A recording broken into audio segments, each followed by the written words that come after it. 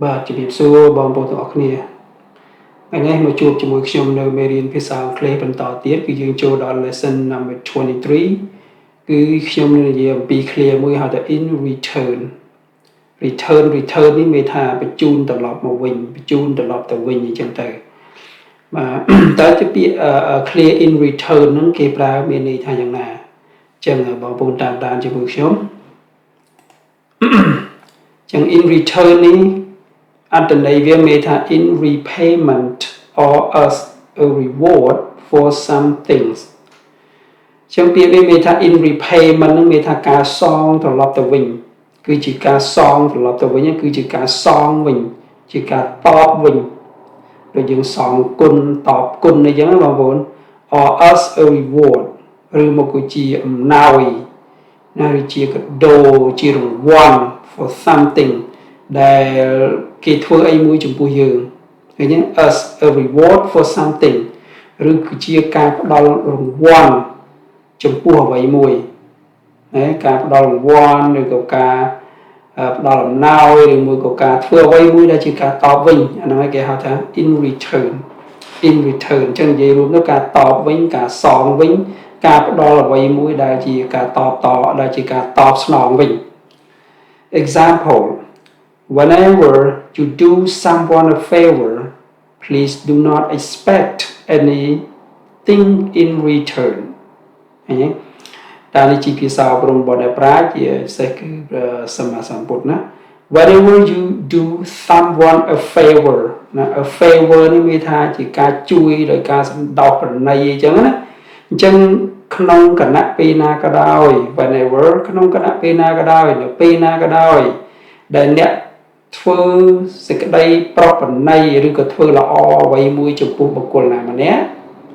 please do not expect នេះមានថាសង្ឃឹម please do not expect anything in return ចឹងថាសូមកុំសង្ឃឹមការតបគុណរបស់គេមកវិញខ្ញុំបកកន្លែងនេះមានថា anything in return មានថាសង្ឃឹមអ្វីមួយដែលគេផ្ដល់ជូនដល់យើងវិញអញ្ចឹងយើងបកខ្មែរសួរស្ដាប់ថាបើមានបុគ្គលណាមួយនៅពេលណាក៏ដោយនៅពេលដែលអ្នកធ្វើគុណចំពោះបុគ្គលណាម្នាក់ហ្នឹងណាសូមកុំរំពឹងនៅការតបគុណមកវិញអីណាយើងបកសួរស្ដាប់អត្ថន័យវាកន្លែងហ្នឹងអញ្ចឹង do someone a favor ហ្នឹងជួយឲ្យយើងធ្វើល្អចំពោះបុគ្គលណាម្នាក់អញ្ចឹងនៅពេលណាក៏ដោយដែលអ្នកធ្វើល្អចំពោះបុគ្គលណាម្នាក់សូមកុំរំពឹងនៅអ្វីមួយដែលគេនឹងធ្វើត្រឡប់មកយើងវិញអញ្ចឹងសូមកុំរំពឹងការតបគុណយើងបកសួរស្ដាប់ណា Whenever you do someone a favor, please do not expect anything in return. នៅពេលណាដែលអ្នកធ្វើល្អចំពោះបុគ្គលណាម្នាក់សូមកុំរំពឹងការតបគុណមកវិញអីអូខេអញ្ចឹងយើងប្រើអញ្ចឹង in return នៅពេលនោះគឺអញ្ចឹងមកការតបគុណការសងវិញការតបស្នងវិញហ្នឹងអូខេអញ្ចឹងយើងបន្តទៅមួយទីហោទៀត He works hard for the company.And in return, he got a big bonus this year. ឃើញទេចឹងគេថាគាត់ម្នាក់នោះគឺគាត់ធ្វើការខ្លាំងមែនតើមានថាគាត់ព្យាយាមធ្វើការណាស់សម្រាប់ជួយដល់ក្រុមហ៊ុនហ្នឹងឃើញទេចឹងគាត់នោះគឺជាបុគ្គលម្នាក់ដែលព្យាយាមធ្វើការមែនតើនៅក្នុងក្រុមហ៊ុនហ្នឹង in return ហើយជាការតបស្នងវិញឃើញទេ in return ហើយជាការតបស្នងវិញ he gets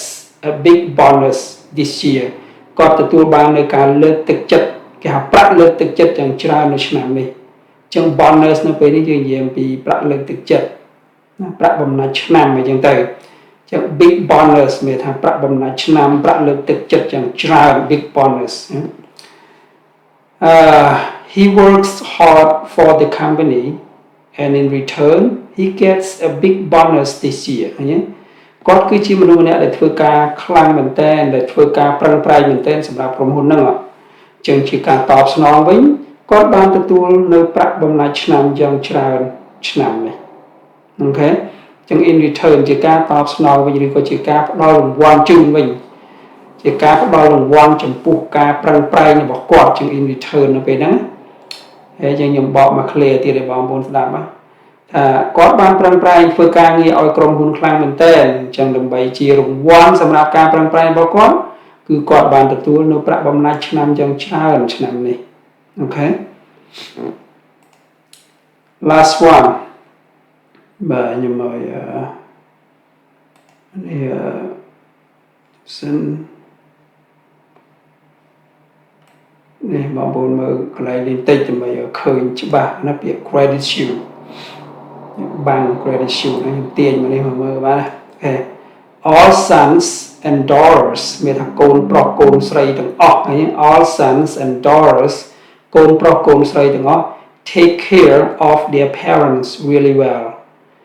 មើលថែរក្សាឪពុកម្ដាយរបស់ពួកគេយ៉ាងល្អឃើញទេ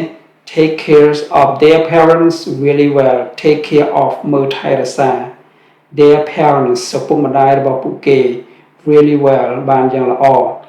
ឬយើងបកមួយគេឲ្យសួរស្ដាប់ថា all sons and daughters take care of their parents really well in return for their gratitude ទាំងកូនប្រុសទាំងកូនស្រីណាបានយកចិត្តទុកដាក់មើលថែរក្សាឪពុកម្ដាយរបស់គេបានយ៉ាងល្អញ៉េដើម្បីជាការតបគុណរបស់ពួកគេរបស់ពួកគាត់ឃើញដើម្បីជាការតបគុណរបស់ពួកគាត់ឃើញដើម្បីជាការតបស្នងសងគុណដល់ពួកគាត់អញ្ចឹង their gratitude នេះមានថាគុណស្រ័យបងប្អូនណា gratitude គុណស្រ័យអញ្ចឹងគុណស្រ័យដែលឪពុកម្ដាយបានមើលថែរក្សាពួកគាត់ហ្នឹងអញ្ចឹងកូនប្រុសកូនស្រីទាំងអស់ហ្នឹងគេបានយកចិត្តទុកដាក់មើលថែរក្សាឪពុកម្ដាយគេវិញបានយ៉ាងល្អអាហ្នឹងគឺជាការតបគុណ in return ជាការតបគុណណា all sons and daughters take care of their parents really well in return for their gratitude ឃើញទេចឹង clear in return ហ្នឹងយកមកដាក់មកក្នុងបំណងឲ្យថាជាការតបគុណហ្នឹងដាក់អញ្ចឹងមកគឺយើងអាចប្រើប្រាស់បានហើយបងប្អូនណាជាការប្រើប្រាស់បានហើយចឹង all sons and daughters take care of their parents really well in return for their gratitude ទាំងកូនប្រុសទាំងកូនស្រីយកចិត្តទុកដាក់មើលថែរក្សាឪពុកម្ដាយរបស់គេបានយ៉ាងល្អណាស់ដើម្បីជាការតបស្នងសងគុណនៅនៃឪពុកម្ដាយរបស់ពួកគេចឹងការប្រើប្រាស់ in return នឹងប៉ុណ្ណឹងបងប្អូនមើលនៅក្នុងប្រយោគទៅអំពីរបៀបប្រើប្រាស់វាយ៉ាងម៉េចហើយខ្ញុំសង្ឃឹមថាបងប្អូនអាចយល់អំពីការប្រើប្រាស់ហ្នឹងអូខេចឹងជួបគ្នាប៉ុណ្ណឹងចុះសម្រាប់វីដេអូនេះបាទសូមអរគុណច្រើនហើយជម្រាបលាចាំជួបគ្នានៅវីដេអូក្រោយទៀត